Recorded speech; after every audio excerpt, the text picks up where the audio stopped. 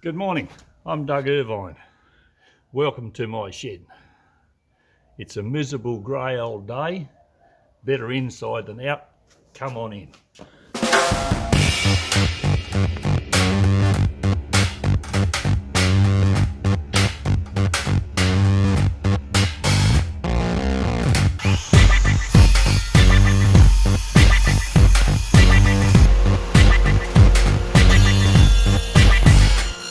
I think I'm what could be called a shed kind of person. I'm at my happiest when I'm in the workshop making things or just mucking around. Could be just relaxing, having a cold beer. But I'm a shed man. And it was said, someone said at my father's funeral, that there are two types of men in this world. There are shed men and there are those that you've got to feel sorry for.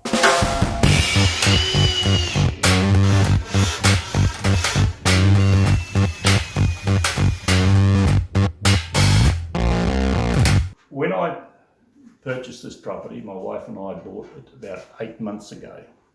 I decided that I would turn this tin shed, just a bare open tin shed with double roller doors, into a soundproof working area, wishing to maintain good working relationship with my neighbours who are very close next door. To achieve the soundproofness, I took the roller doors off, enclosed that end, just leaving that doorway. I strengthened that centred mullion post so that it will support a gantry arm on the outside. That gantry arm is pivoted and can swing around. I can mount an endless chain hoist on it, and I can use that hoist to lift very heavy things off the back of my ute, like for instance that saw bench, swing them around into the doorway and bring them inside. To make it soundproof, I've lined all the walls and the ceiling with 90mm thick acoustic sound deadening bats. I've used 90mm pine to make studs and noggins on the walls and the ceiling so that I had something I can screw off that 12mm cladding to. There's a lot of work, bugger of a job holding those sheets up, but I'm very happy with the result because the neighbours tell me that they don't know when I'm in here working. Unfortunately, when you fully enclose a building like this, and you have to have the doors shut to keep it soundproof, it becomes hot and stuffy after a while. So to combat that, I have put an air conditioner in what was the only window. That air conditioner makes it very comfortable in here, both summer and winter. And a fully enclosed working area also has dust issues, which I have addressed by making a Doug Irvine bodged up dust collection system. Each of my working machines can be hooked up to the dust collector. Those arrows show the direction of flow of dust and sawdust. Air is sucked from here. This is the working mechanism of a large industrial Karcher wet and dry vacuum cleaner. It's got 2 motors in it and it's got a good bit of suck. Air is drawn up through here into that cyclone dust separator, primary separator, which is actually a bit of a prototype I experimented with once and I found it worked very, very well and I had no need to change it. Air spins around inside of there, following roughly where the arrows are, and as it loses speed, the heavy particles which have been thrown out to the outer surface as it spins finish up dropping into that 44-gallon drum.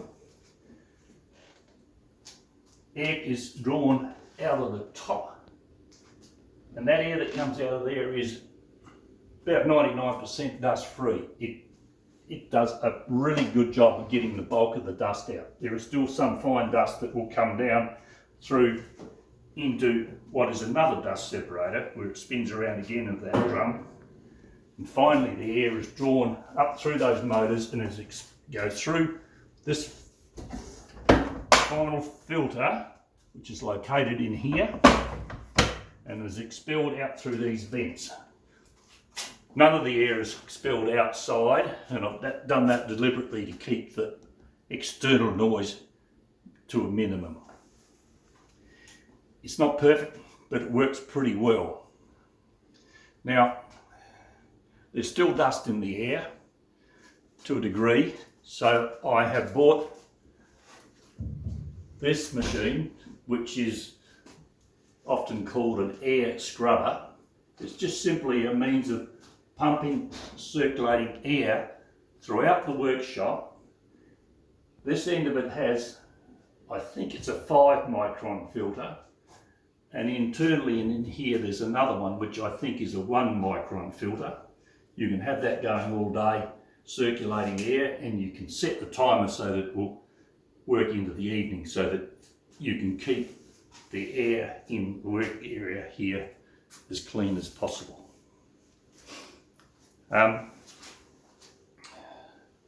The machinery that I have here is all I need to make beehives. This saw bench, for instance, is an old one. It is the last of the Durden table saws that they made.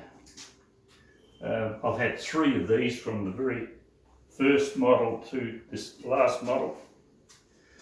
It's an Australian made machine, and I would suggest that anyone who's out looking to buy table saws think seriously about buying good old solid machines like this. There are other brands around.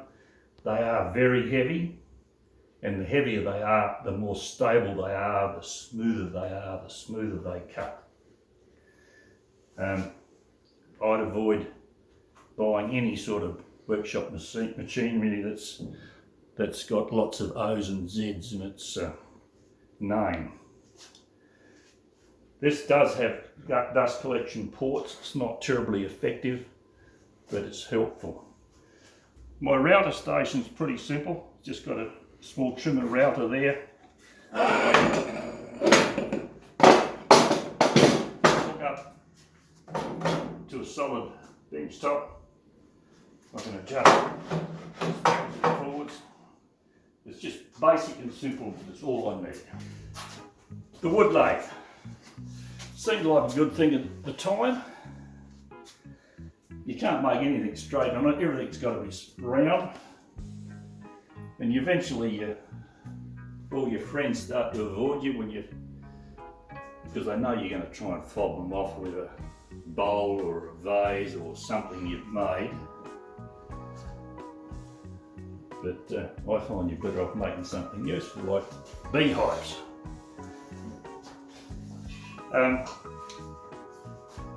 This table has had the tabletop extended. I made that extension, a bit more working area, and I put a tail out roller there, which is very handy when I'm ripping down long lengths of timber. Got a fence that goes on there. The timber that I use is Queensland kauri. I have a mill that I can mill that timber with. I'm lucky that where I used to live at Harvey Bay is the timber grows naturally up there, and I was able to secure a number of logs over the years, rip them down to size. When I make my hives, I make my supers a full 100mm deep, depending on the width of the timber, and I've been gradually making them a little bit thicker. Now I'm making them about 33-34mm thick. Don't believe it's really that necessary to do so. It's more important to give consideration to where you place your hive. It's got a 36 inch or 900mm jointer, which I can use to get the face edge nice and square, and then I can rip it down on that saw table. Now, anyone who has a table saw should make up a sled, a cross-cut sled, so that you can cut things accurately, square. Now, during the course of these videos, people are going to get a bit sick of me talking about square, but it is essential that everything is square. And one of those, set square, should be one of the first things you buy and put in your shed. But don't just put it in your shed, use it. Use it often.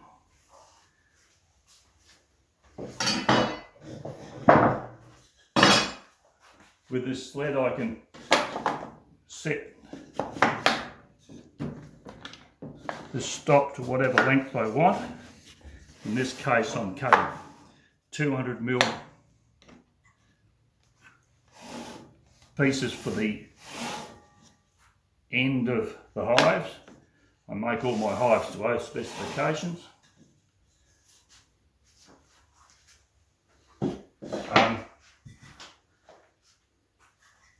This machine over here is the second big faceplate sander that I've made. This one I think is the better one of the two. I've used the driving mechanism from a big old heavy duty wood lathe and made a heavy plywood plate that is exactly 90 degrees to this work area, and I'll put that batten in, which is also exactly 90 degrees to that work area, so that when I assemble sleepers I can make them square, perfectly square. I can get those face edges absolutely flat, like just putting them on there. Do both sides. All sides of my hives are like that. I can then get this side square. Once I've got a flat surface there, I can turn it around, get that side square. I've got to check it from time to time. I've got this template that I can just check it against for squareness and for external dimensions. That's 80 grit and it's a bit rough, so I put it on a finer grit over here to take it down nice and smooth. That's a beauty, that sander. It's got a 2-horse motor in it. Can really rip into it if you want to. Good way to create a lot of dust. But what I want to emphasise is you don't have to have a huge amount of super flash machinery. I've got other machines that I still have in storage up at Harvey Bay that I haven't brought down. For instance, I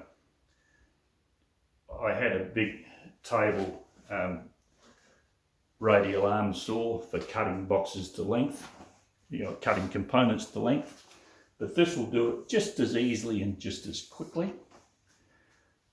You don't even have to have a table saw. You can do it with a drop saw, compound, miter saw, but you must make sure that your joints are, you're cutting your corners at 90 degrees and they are properly square. Okay, before we leave the workshop and really get stuck into building boxes, I should also point out that it's not that hard, if you can weld, to make timber storage racks. You run out of floor space pretty quickly, but there's usually space in your shed up higher which you can utilise for all sorts of things, such as timber storage racks. And in this case, the odd fishing rod. I don't mind wetting a line when the occasion arises. Now, the centre of every really good practical working shed is the beer fridge. In this case it went there because there's a power point just behind, and you can never have too much cupboard space. In this case I cheated a bit and made it easier by making the carcass of these cupboards out of 20mm square tubular steel. It's actually thin-walled steel. It's the thinnest walled steel you can buy.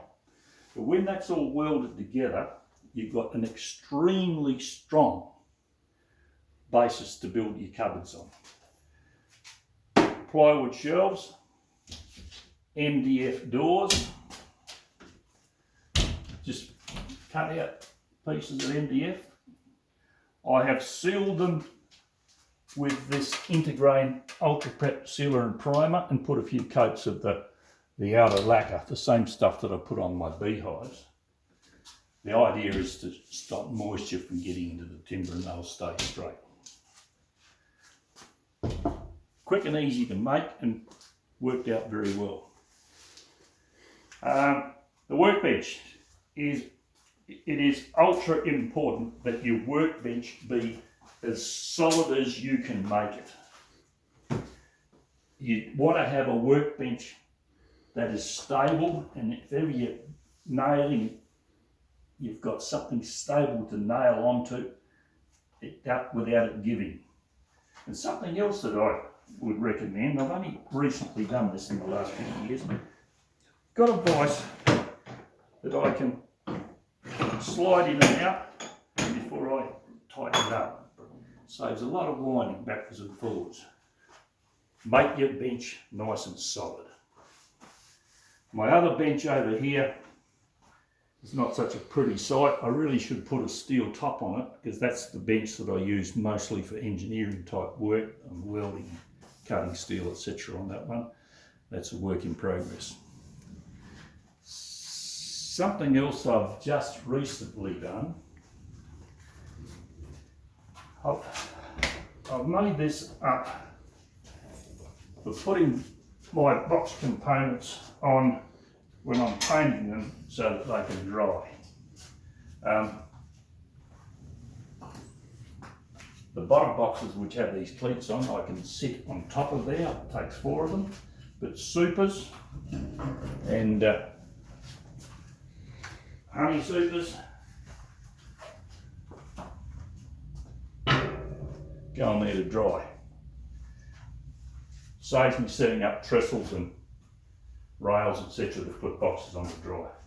I think that's a good idea. Wish I'd have done it years ago.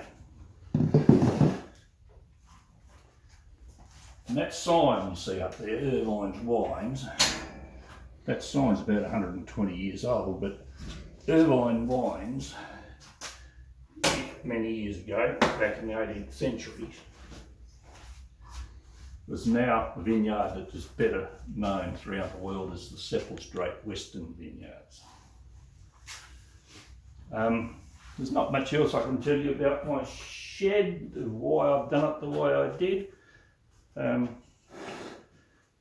have an anvil.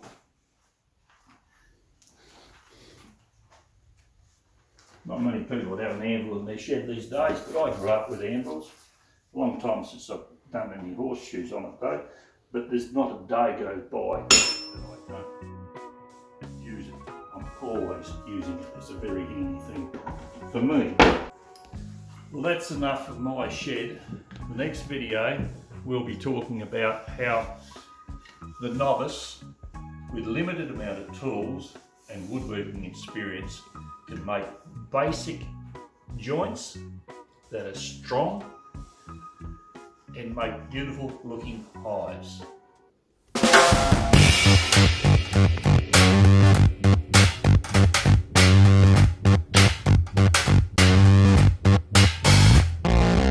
I'd avoid buying any sort of workshop machinery that's got lots of O's and Z's in its name.